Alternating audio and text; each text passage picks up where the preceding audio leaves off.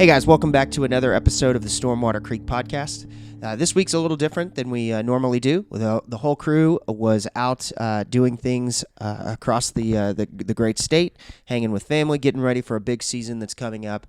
I had the fortunate pleasure of going out to the Texas Hunters Extravaganza, brought to you by the Texas Trophy Hunters Association. It was an awesome time, really good. One disappointing thing, there wasn't as many protesters as I thought, which was kind of crazy. So normally at the Dallas Safari Club show, there is always a bunch of protesters, which is always good for some funny content. So without further ado, we talked to several of the vendors there, some new faces, some old faces. We talked to Brandon from the Acufire Company. We talked to the boys over at Cutting Edge Outfitters, Danny and his whole crew. And we talked to a bunch of new people. We talked to a couple disabled vet organizations, some disabled hunter organizations, and Dirty Duck Coffee Company, which I will tell you, as this is being recorded, I am enjoying a nice glass of their coffee. So if you have any questions, make sure you check out the show notes about any of the vendors. I'll have all of their information down below. And thank you for listening. If you are not already, please subscribe to our podcast and leave us a review if you think we're doing a good job. Also, check out our YouTube channel. We have content constantly coming out on our YouTube channel. The podcast is uploaded there, so if you don't want to listen to it on your cell phone, you want to listen to it via YouTube, it's up there. We have tons of cool videos that are coming out and that are out now, and always new content on our social media. So if you are looking for some daily hunting content, make sure you check out Stormwater Creek on Instagram and Facebook, and drop us a line and let us know what you like about what we're doing, and if there's anything we can do better. So without further ado, I'd like to hand it over to myself and talk to the guys over at Hookset Brothers. Hey guys, it's Abe with the Stormwater Creek podcast. We're here at the Texas Hunters Extravaganza. Joined here with Adam from the Hookset Brothers Combat Recovery. Adam, thank you for letting me stop by the booth and talk to you guys today. Well, appreciate it, man. Yeah, so how's it been going here at the Extravaganza so far? Actually pretty well. We were down at Houston, and the turnout was a little lower than expected, but Fort Worth seemed to come out and really support the vendors. The parking lot, I'll tell you, was packed, and it seems like there's more and more people in here as the day goes on. So tell me a little bit about your organization. What do you guys do, and how did it get started? So Hookset Brothers Combat Recovery was started because I found peace in the outdoors, and the co-founder also found peace in the outdoors after we were both wounded in Iraq and Afghanistan. And one thing led to another. We took an old soldier out fishing, and he told us that we saved his life. Hooked ever since, right? Definitely hooked ever since. Obviously, we were a fishing team first. I didn't even mean for that pun to happen. But, pun intended. But yeah, so I mean, we average 100 trips a year. It's a free trip for combat veterans. We take them hunting or fishing to all throughout Texas. That's awesome, man. Yeah, any organization like you guys, I'm always happy to see. We've had several organizations on the podcast before. They do fly tying and fly fishing trips. So love seeing you guys get the guys out in the outdoors. So yeah, I mean, there's a lot of opportunities for guys to find a therapeutic avenue other than what's being administered right now through the VA. Medication. Yeah. Self-isolation, and God forbid guys are taking their lives to PTSD, and we're trying to greatly impact that and change what's going on. That's the real pandemic in this country. That's definitely the real pandemic in this country. And I just think any organization that helps people out that have helped our country and sacrificed everything for us is awesome. So if somebody wanted to get some information on, maybe they've got a brother, an uncle, a friend, or a sister, a mother, somebody who could use your organization, how would somebody get in touch with you guys? Yeah, so you go to our Facebook page mostly. It's all word of mouth. So social media is really key to us. We have a lot of spouses that reach out to us about their combat veteran, and you go to our website, hooksetbrothers.org. Yeah. But it's really, once we take one combat veteran, he knows another combat veteran that could really benefit from our organization. Yeah, it's always one of those, know one, bring one type thing, right? For sure. That's awesome. Do you guys, if anybody just wants to volunteer, do you have volunteer opportunities at all? Yeah, every once in a while we have volunteer opportunities. We lease ranches. We go to ranches. We're all 100% volunteered. Right. Not one single person will ever make a dime in this organization. Sure.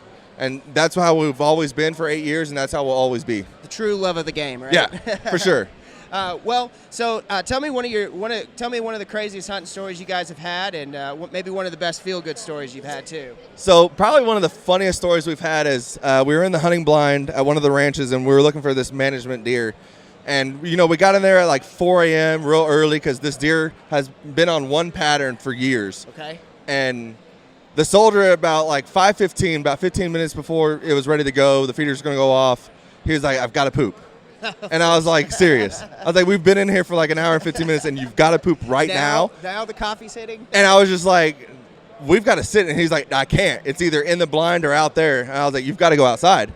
And so 10 minutes comes by, he comes back in, and he's like, I ain't have any more socks. It's like, well, what happened to your socks? He's like, what do you think? Oh, no. And I was like, man, did you at least bury me? He's like, nah, my white socks are out there. I was like, what if the deer sees the white socks, man? We're not thinking this one through here. We've all had a sock or a couple socks. I've had a sleeve that has been lost. Yeah, I was wondering how far he got away from the blind, and he was like 10 feet. Oh, yeah, I was like, you've ever heard of like scent? That's crazy. Yeah. Like, even the best scent control is not going to help us at this moment. Poop will. I don't care. There's no scent control that'll cover up poop. Yeah. So that's crazy, man. So if you just personally for you, a bucket list hunt, what would it be for you? For anything, just so hey, my top bucket list hunt. What would you want to go personally go out and do? Personally, I'm not sure. Okay. So I grew up hunting elk my whole life in Washington State. Okay. I'd rather sit next to somebody who's hunted their first animal, their first buck. So we concentrate on guys who've never hunted before or who haven't hunted since they were adolescents. Okay. Because when you're shooting a management deer or an 8-point, that's a deer of a lifetime to them. For and sure. even a doe filling that freezer and them supporting their family through that meat is that animal that's going to impact their life. That's the true so trophy for you. A bucket list for me is, creating a memory that guy's going to look back on the rest of his life saying, this moment changed my life. Perfect. Yeah, that's awesome, man. Well, Adam, I can't thank you enough for what you do just for the veterans of this country and for serving yourself. And I appreciate you letting me stop by and talk to you guys at the Hunters Extravaganza here. And I'd love to have you on the podcast on a more long-term format, right? We So definitely love it. We love sharing our story. As we tell everybody knows a veteran. Everybody knows a veteran that's struggling, and everybody can share our story, and we can possibly change losing 22 veterans today. We've actually lost more veterans to suicide than we have in the last 30 years of war. It's crazy. Which is a crazy number to think of. That's absolutely insane to think of. And like I said, I think that's the true pandemic going on in this country is that we are just, as a society, we're kind of leaving these people on the street to fend for themselves for the most part, except for people like you guys and organizations like Cocoa Outdoors and things like that are out there. There's a lot of great organizations that do what we do. None of us are better than the others. It's one team, one fight. We've got to make a change, and right now we're losing the battle. It needs to be a society change, right? A shift in society, for sure. not just because wars end doesn't mean the struggle ends. It's not. Please, if you're out there listening to this, get involved.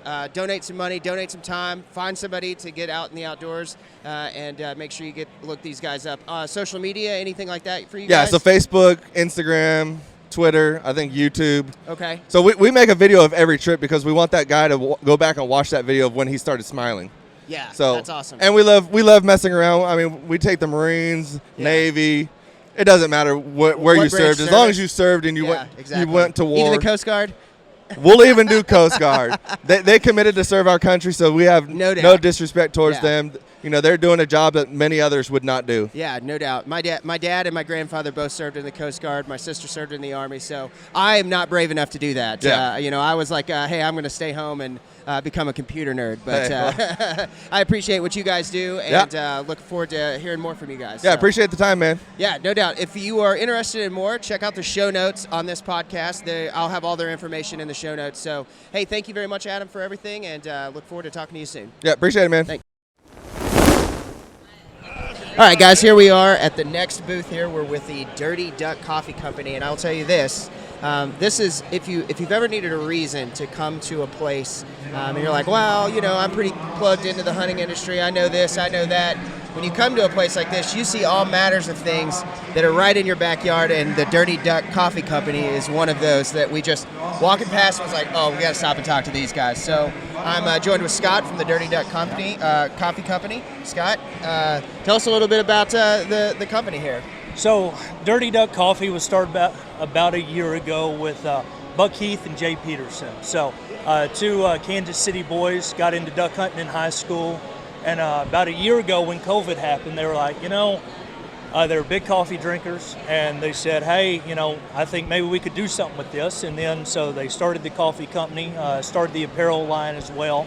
And in this last year, it's just kind of blown up through social media and the likes. So right now, everything is sourced from South America. We have 5 or 6 different flavors of coffee. And then everything is roasted in Mount Pleasant, Texas. And then obviously the Dirty Duck Duck Club is actually in Mound City, Missouri. Okay, wow. Yes, sir.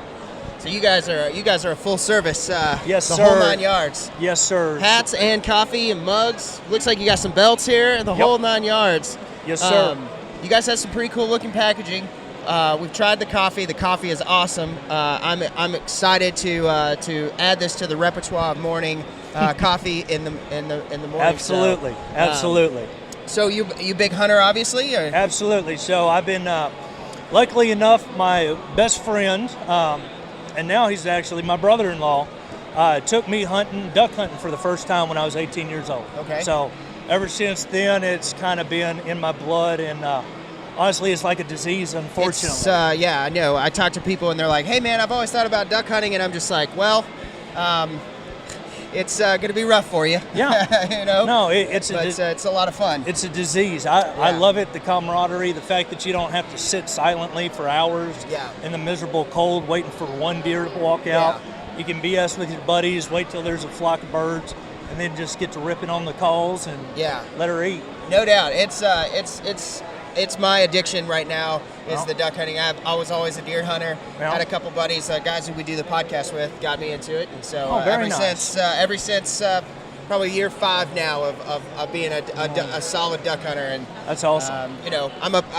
You were talking to one of the guys who came up to the booth, and you're a public land hunter as well here in the state. Absolutely. So me and my buddies have one pond out in East Texas that we hunt. But everything else is public hunting, so I run from DFW probably 3 hours any direction is where we're hunting. Yep.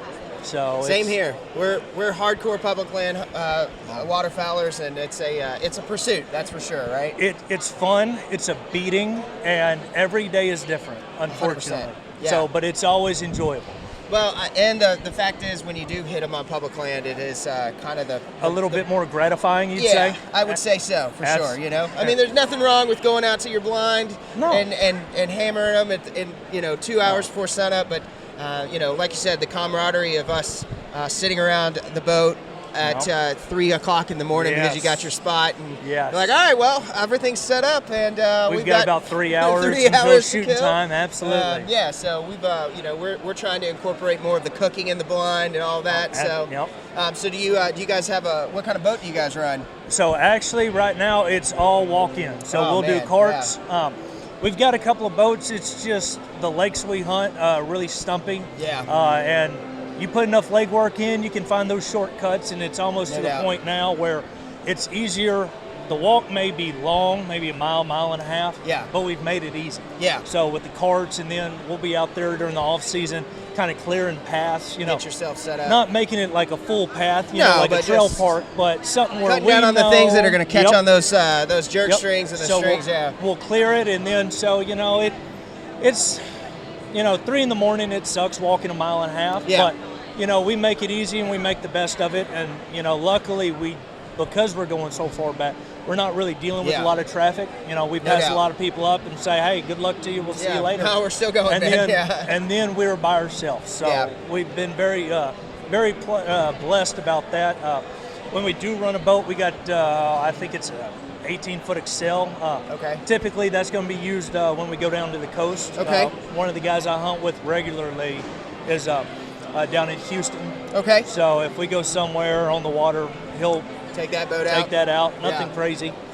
Well, I mean, we started off when as public land hunters, with walking in and kayaking, and then now we've graduated to we have a 18-foot Go Devil. So very with a nice. mud motor. So Very that's nice. we get there with that, and then of course I've got the little Leaky Creek, which is just a 12-foot, 32-inch wide John boat with a little mud motor on the back. So that's the gear hauler. Absolutely. But that gets sketchy when you hit something in the dark and it cranks up in the dark on you. No, But, I know what you mean. So, any cool things coming out with the company this year? Anything new? Really, the coolest thing we got now, and it just launched within the last 30 days, is the K-Cups. So right now, First Flight, which is our French roast, we've got those in K-Cups. That's on the website. That's here at the Texas Trophy Hunter event. I assume whoever's listening to this, it's probably already passed. But we've got the K-Cups coming out. I do believe we are going to get more flavors. At this point, though, with COVID and the supply chain, things are taking a little bit longer. So if you like another flavor of coffee and you're looking for it in the K-Cups, just give us a little bit. But really, that's the biggest thing we've got on the horizon right now. Don't forget, you've got the K-Cup. You can always put the grind into the little plastic thing. That's what we always did. Really? So I'm not a K-Cup man, so I had no idea. So so for those of you who are K-Cup, I had a Keurig for a long time. We've switched back to the regular. But we got into the trap of having to get the K-Cups. Then we found out some of the coffees we wanted weren't there.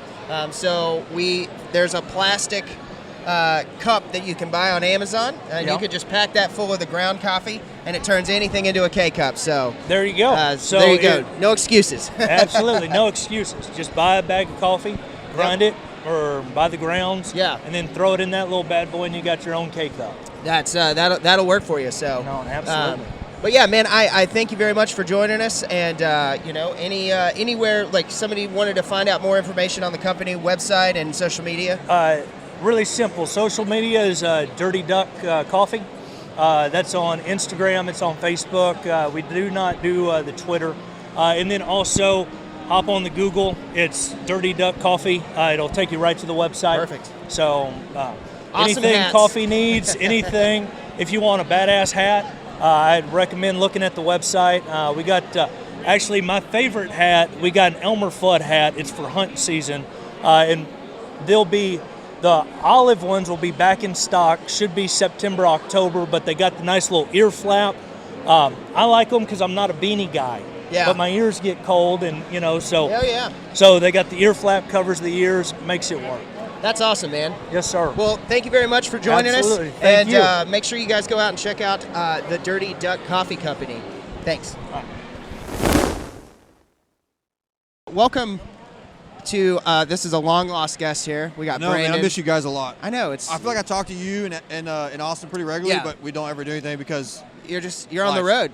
We live on the road. So we have between now and February, we've got 4 to 8 shows a month. Oh wow! So last time I talked to you guys, it was me and one other guy. Yeah. Now we have 7 people working for us. Whoa! So we have 3 salespeople. It's actually taken off. That's awesome. Finally, right? I hear you. It's been slow, but marketing. Yeah. Marketing, right? Yeah, no doubt. But you guys, so we're here with Brandon from AccuFire at the Texas Hunters Extravaganza. As most of you know, this is our, pretty awesome event. There's a lot of people here.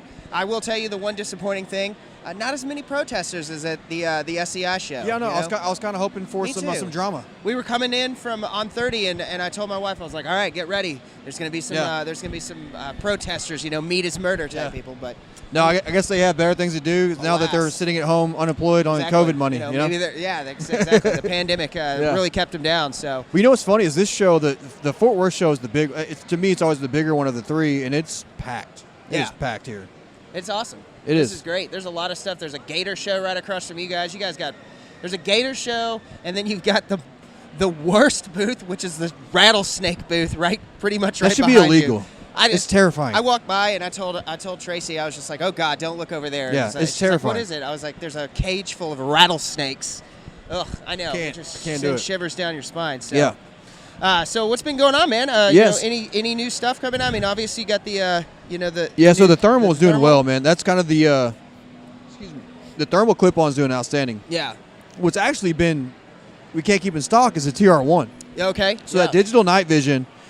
is Jason Brooks from Sniper Hog Lights picked it up, started running it, and ever since then, he's told everybody, hey, this is the scope I'm going to be using for my personal. Yeah. We can't keep them in stock.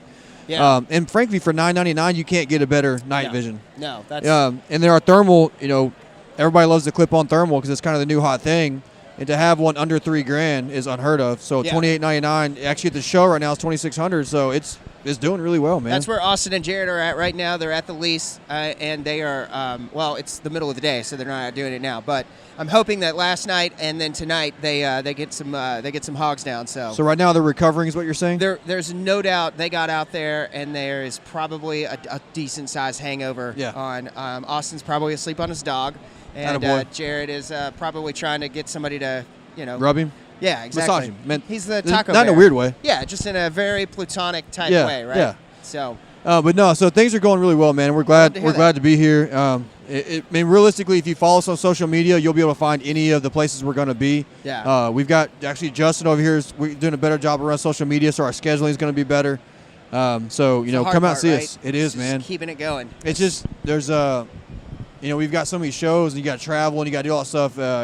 My wife said, hey, you can delegate things. I'm like, oh shit, I can do that now. I'm trying this delegation thing. It's working out pretty well. It's nice, man. I think I have some hair coming back now. Yeah, you're just like I actually got to sleep more than 2 hours. Yeah, it was nice. Yeah, the whole social media thing to me is I totally understand why that's somebody's job. You know, oh like my God. that's just somebody's job. It's a lot. Just getting all the stuff together. Yeah, the content schedule. But that's the thing too is now because people are running our stuff, we're having a lot easier time finding content and doing things with it. So things are good, man. I'm ready to come back and podcast with you guys. Actually, have you guys come out to Jacksboro, do a hog hunt, do a podcast. Looking forward to it. I have Austin cooking some weird stuff. Yes, exactly. We're about to hopefully get some more weird stuff.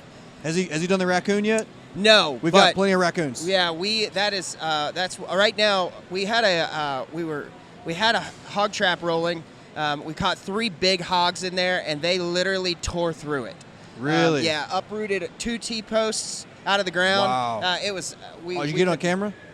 They were on our wow, that's impressive. cell camera, but it was insane to go out there and see that. So. So one question. So obviously the thermal, the night vision. Now I personally am in the market for a new scope for an elk hunt. So the 3 to 12. So we've got the Evro 12. The cool thing about this one is the reason our idea, all of our optics, digital or traditional, are purpose built. Okay. The 3 to 12. What we want to do is everybody's got a 3 to 9 to 40. Okay. Right. Take the 3 to 9 to 40, put it on steroids. So you have a 3 to 12, obviously. Locking turrets, first focal plane with the parallax. So that parallax is really going to help those long-range shots. Yeah. It's only $479 MSRP. Lifetime warranty. You can't beat it. And the glass is super. It's actually the same glass that's in our long-range, our Astro 20, which is $11.99. No illuminated reticle is the one that kind of where we save some money on this. Yeah. But for me, this is the perfect scope to do any hunting in North America because you can put this on any. This is made for your 30-06s for whatever you're going to take, your 6 Creeds, whatever it is, to be able to take animals, and you actually have your the ballistics and stuff in there to be able to take shots out to 800 to 1,000 yards, right? So it's just taking the time to get to know the scope, but for $479, you really cannot get a better hunting optic. I'm looking forward to putting it through the paces of Colorado over-the-counter elk hunt this year for sure. So did you get one? I'm going to. Congratulations! It's going to happen. It's in the mail, and I am looking forward to getting it on the rifle, and then getting out there. What caliber are you putting it on? What do you? Well, so I have a bit of a dilemma here. I have a 6.5 and I have a 308, and right now. There's a heated debate, not a heated debate, but a very lively discussion between myself and Austin on which one we should go with. So right? my cousin, he's an Arizona Pro elk hunts up in Arizona, New Mexico, Yeah. he said the next time a guy comes up to hunt with a 6.5 Creedmoor, he's going to throw them and the gun off the cliff. See, this is my thing is right. Like the 6.5 and talking to Austin it shoots flat. It's great. But the problem is, I kind of want that extra stopping power. You need that extra stopping power, and that's the thing too. Is that even with 308, you're not carrying a lot of kinetic energy. You're looking at 900 feet or something like that at distance. But also depends on how far you're gonna be shooting. Well, that's the thing. I'm pretty sure I'm going to limit myself to about 400 yards. Yeah. And I'd really like to be sub 200, but you know. Yeah. You never know. That's the problem. So That's why I want to go out to 400, because if I can't get within 400 yards, I have no business. Yeah.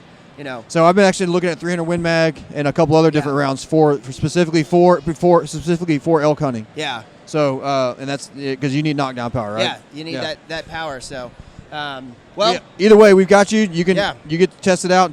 We've got everything set up already if you ever want to go play with it too. absolutely. So, if you guys, obviously the extravaganza is here, and we've got the Gator Show getting kicked up here. But if you guys are next year, come out here because it's already over probably by the time you're listening to this. But make sure you're checking out AccuFire. Check out the YouTube channel. There's tons of great content. The Facebook, the social media, There's the more Instagram. coming out constantly. So Awesome, man. hey, it was good seeing you, brother. Brandon, always a pleasure to talk Thanks, to you, man. my friend. All right, guys. We are at our next booth. We're at MF Waterfowl. And you guys have probably one of the best-looking booths as a waterfowler personally.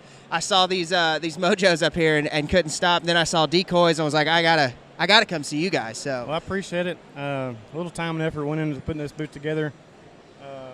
The mojo, either the mojo or the racks are going to attract somebody. yeah, there's no doubt. Yeah, and I hear some duck calls over here every now and then. Right? A lot of commotion going on. And I like hearing that, especially at a primary deer hunting. You got to be the one waterfowler here. Right, So right. we've talked to the Dirty Duck coffee company already. So I like I said, I've got a soft spot in my heart for waterfowl. So Right. So It's tell me a fun. little bit about you guys. We're entering our 5th year outfitting. We hunt in Tigertown, Texas, which is about an hour and a half northeast of Dallas. Okay. All private ground. We farm for the waterfowl. We hunt flooded corn, flooded green timber, primarily. Have good luck out of it. Oh man, that's awesome. You guys got some solid pictures here. Some a lot of green heads. So what's your take on the waterfowl situation going on? Do you feel like it's good, bad? How are you guys been doing over the course of these last couple years? We've been very fortunate. I think food prevails for the ducks. You've got the food, you're going to attract them birds and hold them for longer periods of time versus, just hunting like your, regular cattle pond and stuff like that. Yeah. So we've been very fortunate. I know we've had some kind of bad weather last 2-3 years for waterfowl, but we've made the most of it. Okay. Yeah. I mean, same. We hunt a lot of public ground, but we love to get out and try to get some green, especially like you got here on Everybody these loves pictures. that green. Oh including man, it's me. awesome. I tell you, I do have an affinity for the pintails, and you got a bunch of pintail decoys Yes, sir. here. Yes, sir. It seems like we've been getting a lot more of those of late. We are covered up in pintails. Yeah. There'll be good migration days. We'll see a couple thousand pintails out of one wow. blind. Yeah. And then, here we are allowed to shoot one pintail, so. Yeah, and, I did hear on the Dr. Duck podcast they were talking about maybe upping it, and it's just that whole process of how those bag limits are set was Right. a fascinating one. So I would love to throw my vote in there and to up it to 2. yeah, I feel Back like that we was. could. I guess 2-3 years ago it was 2, and then Yeah. they lowered it last. Back last down 2 to 1. seasons. So, but hey, man, the rules are the rules, and Whatever it takes to get the pintails back to where they once was, I'm Yeah. all for it. If we need to lower bag limits down, Yeah. You hey, gotta so be do- it for you gotta be stewards of the land. 100%. So, so if somebody wants to get some information on you guys, what kind of things do you guys offer, and where can somebody find out some information on you? Yes, sir. So you can check us out on Instagram or Facebook at MF Waterfowl. We offer fully guided duck hunts. This day hunts $300 a gun. We have lodging available also. Okay. Yeah, that's awesome. You guys look like definitely like a first class organization. You're Well, going to take us appreciate it, out man. there. It's a work in progress. There's always Yeah. something that you can pick up, add up, and improve your business from Always, year to year. right? Right. You're not you're growing. You're dying, right? So, Right. You got to stay ahead of the game. So what's your prediction for the waterfowl season this year? You think it's gonna be good? I think it's going to be really good. The pothole region up north is really dry. Crops are not that great up there. So I feel like a lot of the birds are going to migrate south earlier this year just because there's not that much food up there to keep them until like a freeze or, some real, snow or something Bunch like of snow, that. yeah. Because we've had mild winters here the last Yeah. couple of years. So a lot of the birds have just stayed up there in the Dakotas, Nebraskas, Yep. Kansas. No reason to leave, right? Right. Back to 100%. Food prevails, just like me and you. If there's a buffet, I'm not leaving until you kick me out of here. 100%. Dennis over at the Dr. Duck podcast, he likes to talk about mallards are the most lazy duck They're just that like me. exists. Yeah. They're not going to get up and move if they don't need to. Yeah, I'm going a short amount of distance to the food, and like I say, I'm not leaving until you kick me out. That's why Uber Eats is in business right now, because I don't like getting up and having to cook. So, right. But yeah, I'm thinking the same thing. I think with a wet spring and we've had a relatively mild. I mean, over the last couple weeks, it's been pretty hot down here. But I just think we're due for a good, jam up, cold winter. Like I said, it's been mild for the last 2 or 3 years, and I thought last year was going to start off really well. We got that real cold snap right. Yeah, what was that? Early October. Yeah, and it just kind of fizzled out. I'm not going to lie to you, man. We counted all of our chickens before they hatched. Early October, we got one heck of a migration. We had just thousands of birds up here. Week or two before season, we're just chomping at the bit. Yes. And then I'm not kidding you. As soon as season rolled around, them hot temps rolled in, strong south winds, bam, them birds moved back up in there, Nebraska and stuff like that. We struggled just like everybody else early, part of November.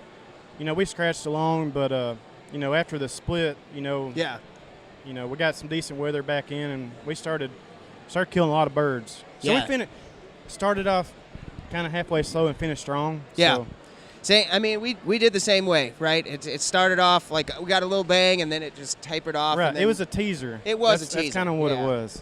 So, what would your thoughts be on? So, I'm always interested in like how do we get better at it? And I understand that there's only a certain number of days that you can hunt, based on the pact that all the states have on waterfowl. Right. So, what would be your vote if they said, hey man, you can't hunt till Christmas, but you can hunt until March? I would be all for that. Yeah. Because I've seen it one too many times. February 1st rolls around, you got thousands of birds just hanging around. Because the weather finally gets right. Exactly. You get that and they weather. literally stay here until we pull that water off them sloughs. Yeah. Where were they at in early parts of November? Yeah. The answer is the weather wasn't bad enough to push it down. Exactly. And that's my thing is I think I would sacrifice November. I'd sacrifice all the way through December and Christmas be opening day, and then hunt till March. Right. I would duck hunt every day of the year if I could, but working throughout the summer and there's that lull, you're looking forward to dove season and stuff like that. You're just itching to get back into the blind. Yeah. But in the bigger picture, if I could push back that first or the whole month of November, first at least February, I'm all for that. I feel like the mosquitoes would have the biggest complaint, right? Because they're not going to have anything to eat. Yeah, exactly. That's the biggest thing. Just those mosquitoes is that's the worst part about teal season for me.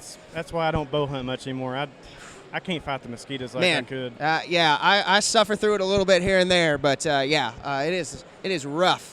I guarantee you. Got to have the thermocell. You got to have 2 or 3 thermocells when it's bad. Like just saying, some sort of wind system to keep it swirling around you. Right, right.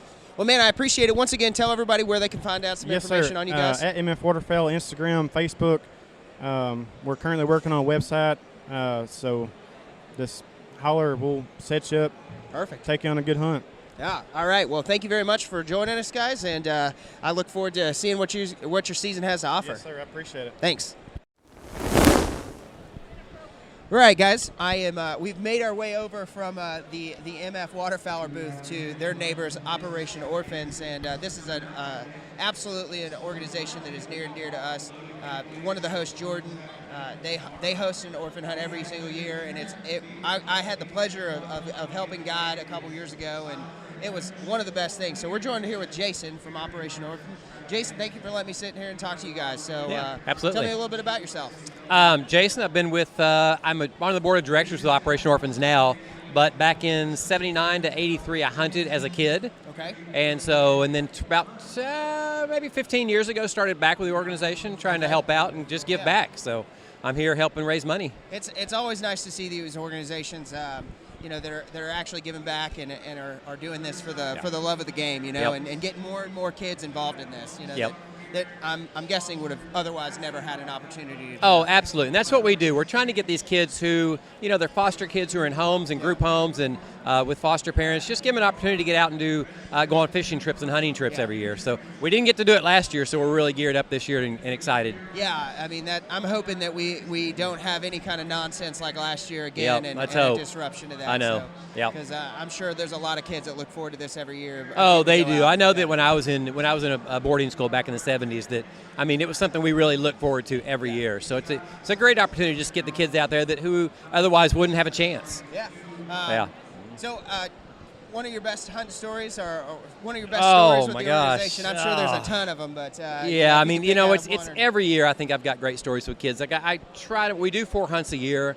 I don't come to the girls' hunt all the time because we do a girls' hunt also, but. I mean, I've had so many. I've got a lot of great friends in the organization. I've got a buddy who I was in Operation Orphans with, as a kid that we came down, and so we get to guide quite often together. So I don't even know if I can come up with one individual hunt. One year I had this. I went. A lot of times you'll go on a group hunt. Like you were telling me a minute ago that you take 6 or 7 kids. But one year I got this kid. Forgot his name. Super good kid. And they told, okay, well, we're going to send you out to this ranch over here. And the guy goes, yeah, he had like 3 places we could hunt. Yeah. We went the first morning, threw some corn out in the middle of a field somewhere. Yeah. Before it even got light, he shoots his deer. And we're like, oh, that's cool. And the guy goes, okay, you can go to my other ranch in the afternoon. And so we drive over there, almost get stuck. It'd been raining. So then, like early that afternoon, a big spike comes up. So he shoots a spike. Nice. And then, like 30 minutes later, if we drop that, this big, like 8-point buck comes up. And this kid, I mean, we're both shaking. Yeah, you're like, I mean, luckily, it wasn't a place that got hunted much. Yeah. And so we're literally throwing corn out, just hoping deer would come up. And so this 8-point buck comes up, and I mean, I get more excited probably than the kids do. Yeah. And I don't hunt myself almost never. My dad last year was in 1984. Yeah. But yeah, this kid, I mean, and he just dropped it. It was so I was watching through the binoculars, and he goes, I think I can shoot it. And all we see is like a head. And he shoots it, and I just see the head kind of shake back and forth. And I looked there and go, where'd you hit it? He goes, in the neck. That's the only place I could hit it. And he dropped it. So, we had a lot of fun that day. The least amount of meat loss, right? Oh, yeah.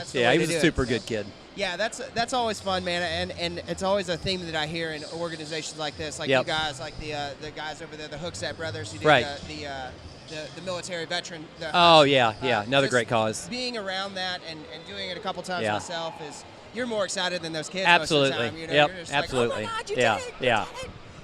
It's so much fun. Yeah, just that look on their face, and that it's worth the price of admission. Yeah, so. I love it, and I'll do this forever. Our past president, Jim Pond, finally, after I think he was there 56 years, finally retired, and now Gary Brown is his son-in-law, who's now our president. And it's just such a great organization that it's been around 62 years, I think now. Wow. And people just keep giving, awesome. And giving. So we appreciate everything. So great segment there, segue there. So if somebody wanted to give, how could they get some information? And our what are the kinds of things website is operationorphans.org. Okay. And you can go there and you can donate, buy raffle tickets online. Okay. And we are raffling off some really cool hand-carved guns here. Okay. We've got 3 guns. I mean, they're like $4,000 a piece. These guns, they're beautiful guns. Jose Valencia carves them every year for us.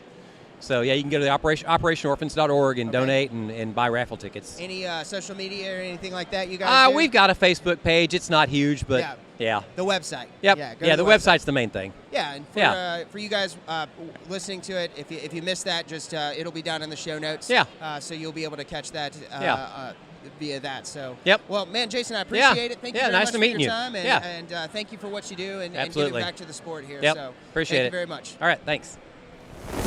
Well, guys, we're at yet another booth here at the Texas Hunters Extravaganza. We've had a fun-filled day. I'm telling you, if you've not been to this thing, you need to make sure you mark it on your calendar. If you're out of state, you may be able to catch the one in Houston, or if you're down in the Houston area, catch the one in Houston or San Antonio that's coming up. So this thing has been well worth the price of admission. So we're joined here by our old friend Danny from Cutting Edge Outfitters and the chairman of the Cowtown Rocky Mountain Elk Foundation. And, man, thanks for letting us stop by the booth and talk to you guys. Thanks, man. It's great to see you guys. Good to see you here. Man, you're right. It's a phenomenal event. Right? Yeah. I mean, tons of kids' activities. I think they've got – I haven't been over there to see it because we've been working the booth this whole time, but I think they've got a place where kids are, like, wrestling alligators down there. Yeah, right? I definitely saw – there's definitely – there's, like, a jumping thing over there. If you need to wear your kids out for the day – this place Absolutely. is a place Right. to do it. So Yeah, it's I mean, it's a phenomenal just family event. I mean, Yeah. we've seen a ton of kids running around here. A lot of free things for kids, like Yeah. all kinds of stickers and tons of cool stuff. tons of cool little antler wraps Yeah. that kids are wearing around. Stuff. It's been great. Yeah. And so we're here in the Cutting Edge booth, right? The Cutting Yep. Edge Outfitters booth. That's we talked a little bit about that when we were talking a couple months ago. Absolutely. But we're actually here kind of double dipping, if you will. We got Sure. the Army F Cowtown chapter as well, and so we're putting on the youth raffle that we talked about. Yes, then. sir. That drawing's coming up in 3 weeks. Okay. And then we've got a 3-gun raffle for Army F, where you can win. I think it's a winner take all. So you get like a Ruger American 6.5. Oh, wow. You get a Defender 12 gauge, and you get a Smith & Wesson M&P 9mm. Okay. So yeah, and then we're obviously selling hunts and everything else like that too. So as far as the outfitter goes, right? So what's the scouting report on deer this year for you guys? I mean, what's it looking like? No, things look great. So obviously we had the big freeze back in February. That hurt our black buck a little bit. Okay. But they're coming back. We've got a good herd of black buck started. Our axes look great, oddhead look great, and I think the amount of water that we ended up getting through the spring. I mean, I don't know if you know, but it's just been a crazy wet. Yeah. And so our antler growth looks phenomenal. We've got several sets of twins as well, so I think our fawn crop is really good. Yeah. So I think overall, like we hurt a little bit because of the freeze, but then that secondary bit of the wind and rain and everything else we got, that really helped us. Really so pushed everything up. I think we're going to be in pretty good shape. I know we've got deer anywhere from shooters at 140 inches all the way up to 240 inches. Yeah. So we should be in pretty good shape, man. Yeah, it's I think that I've heard that, especially about the twins thing. It seemed like that does were throwing a lot more triplets and twins than in kind of maybe prior years because of all that water. So I think so. I mean, I'm not a biologist by any means, but talking to our biologist, that's what he says. So we've seen it in our axis, we've seen it in our whitetail. I haven't seen it necessarily in our black buck, but it doesn't mean that it hasn't happened. And so it's kind of like where we lost all of them, but now we're getting twins and triplets, like you're saying. That just helps. Yeah, exactly. Nature has a way, right? Absolutely. Yeah. So as far as kind of what's your favorite thing to hunt at the ranch? At our ranch, probably axis. They're the hardest to hunt. Yeah. I mean, so our biggest thing is we keep it pretty natural, right? And so everything's really, really thick. Yeah. And so when you're out there, it's a real hunt. I mean, you're not sitting in a blind just shooting. It's you're going to go out there, you do some real spot and stock. You're going to do some real tough hunting sometimes. Yeah. And axis are by far the most leery. Yeah. So it makes it a lot more fun from that perspective. Yeah, they're like the Matrix. Everything I've seen as far as, especially with like a bow, they just know how to duck that string real well. So yeah, they're tough. They're tough to hunt, but they're just fun. Yeah. They'll duck that head down, even like a big 36, 37 inch axis. He'll duck his head down into that brush and let you drive by. You might be 10 feet from him, but you won't even know because of the way that they just know how to naturally kind of sit down like that. They're good. They're good at hiding. Can't necessarily hide their antlers the same way, so it's pretty neat. Yeah, that's an interesting thing. Axis is one of those things for me that is on my bucket list. That, and you guys have right behind you here, for those obviously listening can't see, there's a giant oddad right behind you. So yeah, he's a monster, man. He's a brute. He's 33 inches on one side, 33 and a half on the other, I think. Nice old mature ram, great chaps. I mean, he was a good ram. And our client that shot him with a 270, one shot at like 140, call it 150 yards. It was great. Yeah, it was really good. Yeah, that's the axis and the oddad are definitely on my list of things to try to knock out. We're gonna try to get up to see what we can do. Absolutely. Yeah, we're gonna have you guys out this fall, I think, right? Yeah, I'm looking forward to that. You guys are up there. So speaking of that, if somebody wanted to get some information on the ranch, where would they go and find that? I mean, probably the best place to go. Obviously, we're on Instagram and Facebook with Cutting Edge Outfitters, and then online at just www.cuttingedgeoutfitters.com. Okay. And then you can also email us at cuttingedoutfitters@gmail.com. And 3 or 4 of us have access to that email. So Kyle Koenig, who's in the booth with me today, he's our director of hunting. He gets that email. Our head guide, Jared, he's on his way up here. He gets that email, and then I get it as well. So awesome. All 3 of us can, you'll get in touch with somebody real quick. And then from there, we have, like I said, we have prices that go from, we can do a hunt as cheap as $700 or $800 all the way up to whatever. I mean, sky's the limit, literally at that point. So bring that black Amex right, out here. Yeah, and we can put it figure to out the whatever test. we need to. Yeah. 100%. So, and as far as RMEF, any cool events coming up? I mean, obviously the youth raffle. Yeah, so tonight, and I know this podcast will come out later, but tonight it's a Dallas chapter dinner. So that's over in, I can't remember exactly what's, obviously it's in Dallas, and then I can't remember the exact venue. Then we've got the youth raffle coming up, and then the Cowtown chapter dinner is earmarked for the third Saturday in March. I think it's somewhere around the 26th, something like that. And we're working on getting some, obviously, donations and things like that for that dinner. Okay. And then we're looking at a couple different venues. So I can't talk about which venues yet, but at a certain point, we've got it narrowed down to 3. Hopefully get a venue picked out in the next day or 2. 100%. And then say, hey, this is where we're going. And, awesome. And you'll see releases on that. We'll make sure to share it with you guys for sure. Well, we'll definitely, hopefully by November, we've got some information on that, because we're looking forward to joining you guys at that one for sure. So. Yeah, we'll do a little campfire session out at the ranch. Yes, I'm looking forward to that. That's all. Those are always fun. Drink some beers, hang out, eat some crazy wild game, so settle a bet. We talked to the AccuFire guys about this. I wanted to talk to you about this. So Austin and I are in a.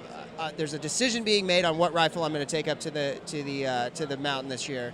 A 6.5 Creedmoor or a 308. You got they're both lightweight hunting rifles. All things the same. You taking a 6.5? Or you taking a 308? What are we hunting? Elk. Elk. Yeah. Ooh.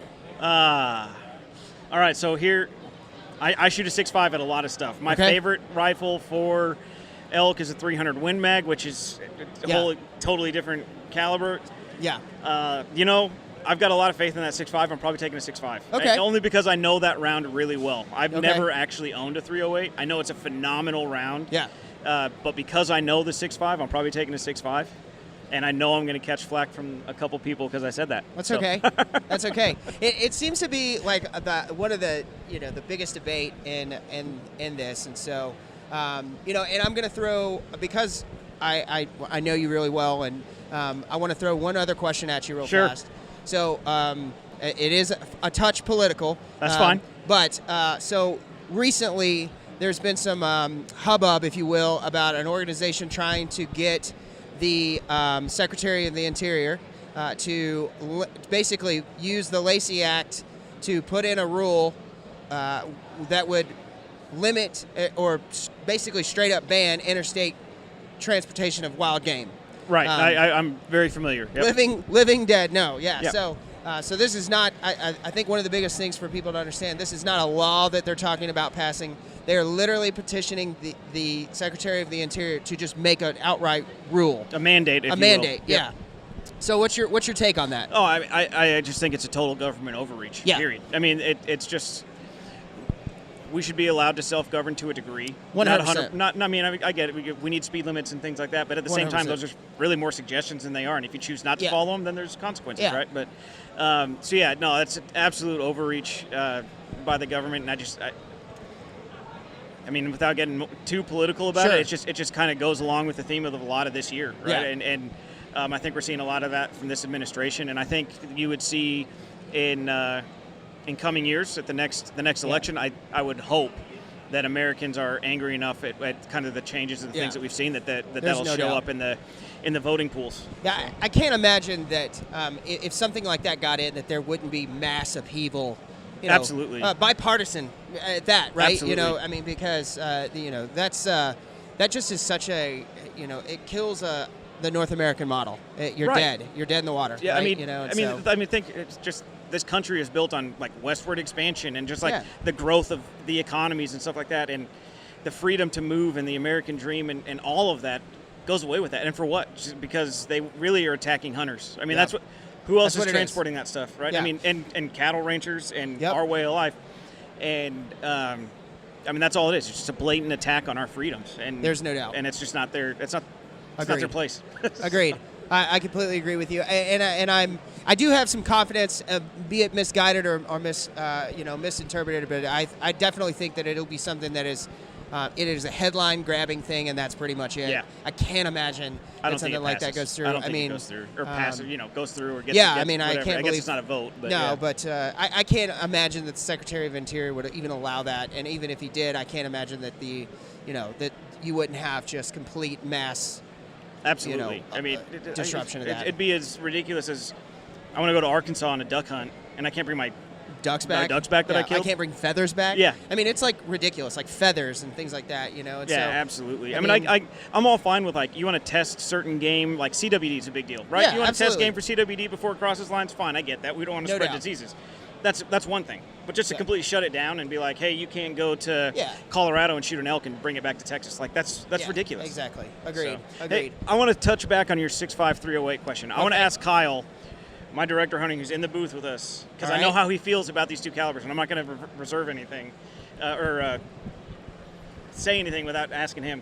All right, so Abe's going up for his first, or not first, not first, but an elk hunt Yeah. this year in Colorado, and he's got A my three- opinion, and he's got AccuFire. Is that right? I've got a handful of opinions, and Okay. I will tell you the 6.5 is kind of carrying the weight right now.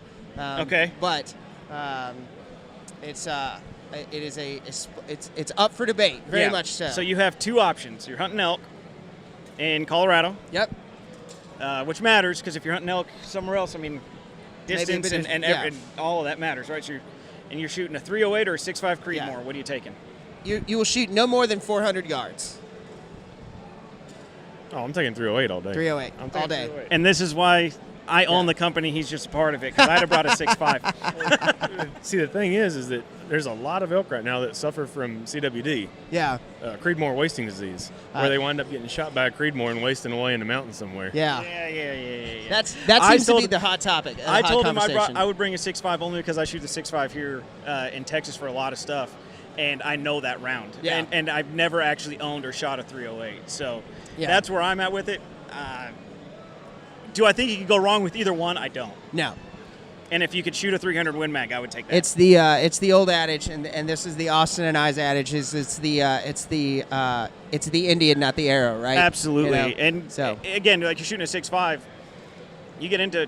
I mean, I know guys that kill them with a 270, 130 grain bullet, right? Yeah. You can shoot a 140 grain bullet out of a 6.5 that's moving at 2,500 feet per second. Yeah. You're doing just fine. You're It's- going to get plenty of energy at that point. And to me, it's really just the margin for error. You know, Right. you may more or less margin for error, and so the biggest thing for me is I'm just out shooting constantly, getting confident with that gun. So what do you shoot? What are you taking? Can I ask that, or you're not allowed to reveal it yet? I'm not quite made the decision. Okay, fair because I have shot a 308 most of my life, and the 6.5 is new to me. But there's a lot of there's a lot of great support for the 6.5. Both are great. Both Yeah. are great.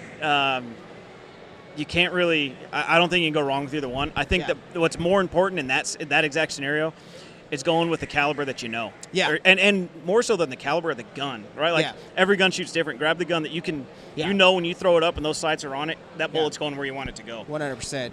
Yeah, I'm So- shooting both, and to be very comfortable with both of them, just so I can, I own both, so why not? Yeah, I'm just shooting absolutely. both. So Well, come out and shoot some pigs with us and Yeah. test that before you go out and let's see which do one that. you like better. Let's do see that. if we can't get some pigs shot and go from that. So, man, I appreciate it as always. I'm looking forward to our November campfire Absolutely. podcast, and then from there the upcoming dinners and things like that. So make sure you're following along on the Cowtown and any Rocky Mountain Elk Foundation social media. Check out Cutting Edge Outfitters. It's an Army F Cowtown. Yep. Now has their own Instagram. So last time we talked, we didn't have that. Yeah. So follow Army F Cowtown. Cowtown, yep.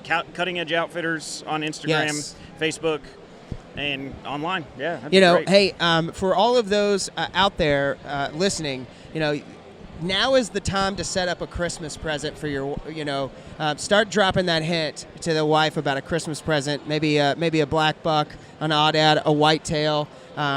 There's all kinds of animals out at the outfitter that you could get. Oh yeah, we can get you Set set that up on up. anything. Yeah, start dropping those hints now, boys. Get out in front of this thing, and you may be able to score a pretty sweet hunt for Christmas this year. So thank you guys for listening. Thank you, Danny, as always, and look forward to talking to you soon. Yeah, Abe, thanks a lot. Appreciate it, man. All right, guys, we're here with the Disabled Outdoorsman USA. We're here with Chad. We've been looking for a lot. These organizations like this have been a soft spot for me, right?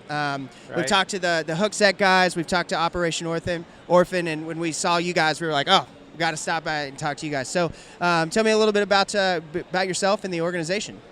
Well, me personally, I was hurt in 1986, so I've been in the outdoor disabled community for a long time. So in Texas, there really weren't that many big groups. There's a bunch of small ones. So I kind of I found Weston online. Weston Jenkins, that's who started Disabled Outdoorsman USA. So I called him up. I was like, okay, who are you? Yeah, what what's are your you deal? doing? Yeah. Well, I want to know what your vision is. All right, I mean, he's young and ambitious and got a lot of good contacts. And I was like, okay, you need my help. I need to help you. I need to come in because Texas is a big state, right? 100%. Big hunting, fishing state. They need a big group that takes people with disabilities out hunting and fishing. And I mean, that's basically what we do.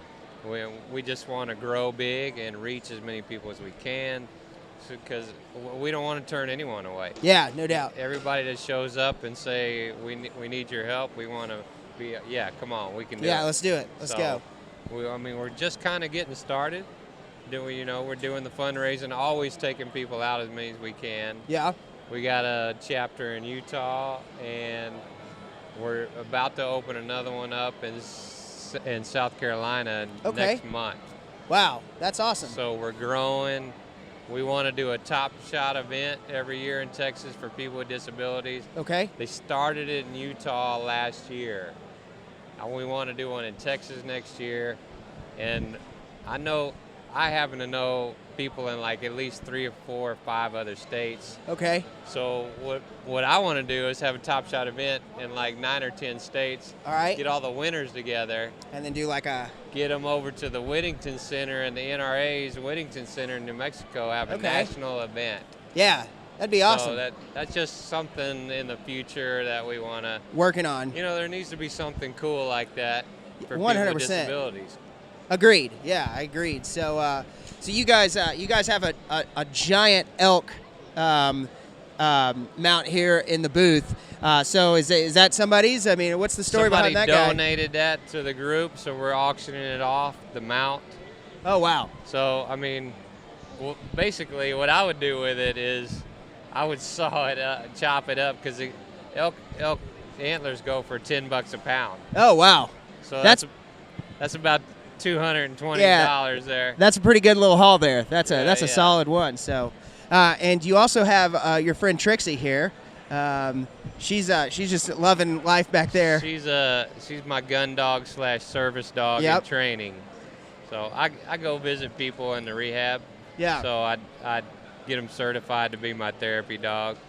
A lot of times they want to see her instead of me. Yeah, they're like, yeah, you get out of here, Chad. Right. I want to see the dog. Where's Trixie at? So. Yeah, so they want to see my truck because I have an accessible truck. Okay. With a lift on it, so I'm like number 3 now on the totem pole. People want to see my dog, my truck, and yeah. I guess you're here. We should talk to you, right? Well, that's cool, man. So you guys have anything cool coming up locally here in Texas soon? Well, we get hunts donated from all over the place. All right. So it's just a matter of where they are, and then we show up and we set people up in need and send them on a certain hunt. We just kind of match people that come to us.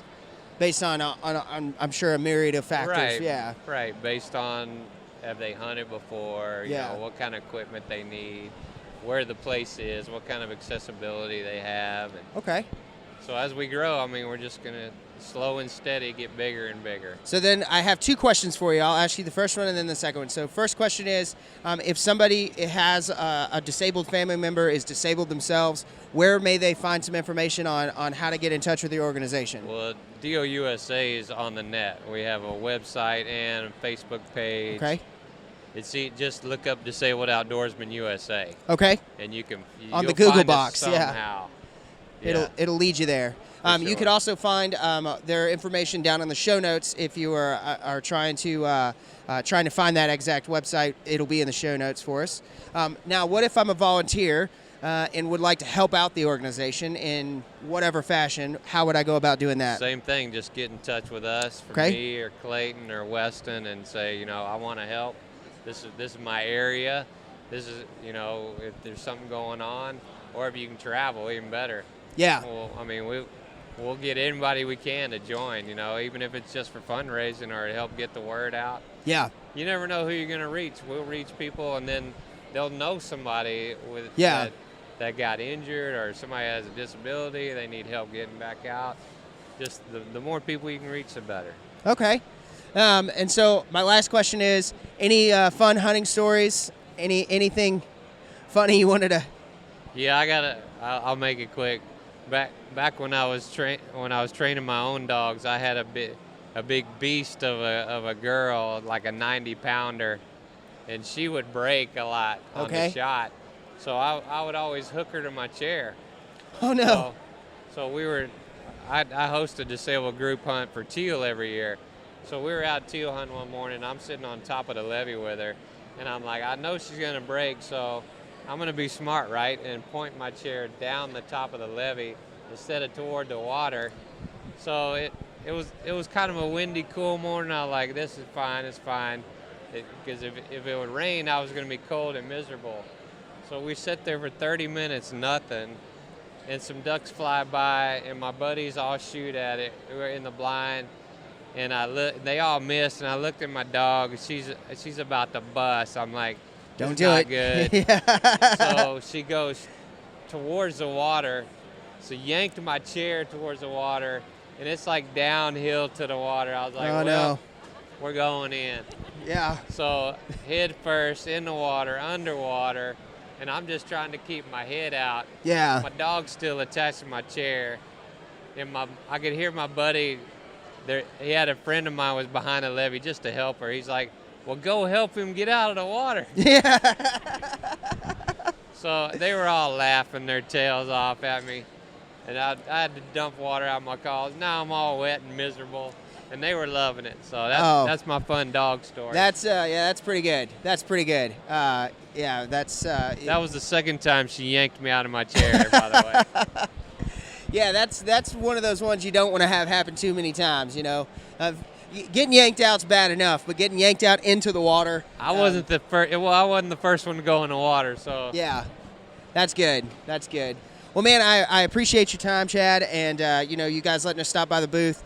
Make sure you go and check out this organization. If you got something to donate, if you got time to donate, please do that. If you knew somebody needs some help, also get in touch with these guys. I appreciate what you guys do, and thank you very much for making sure everybody can get included in this this thing we call hunting and spreading that around. For us, it's the best therapy in the world to be out there. So yeah, there's no doubt. It's the best therapy for everyone. So we should all be able to take part in it. Yeah, you're right. No reason to quit doing what you love to do.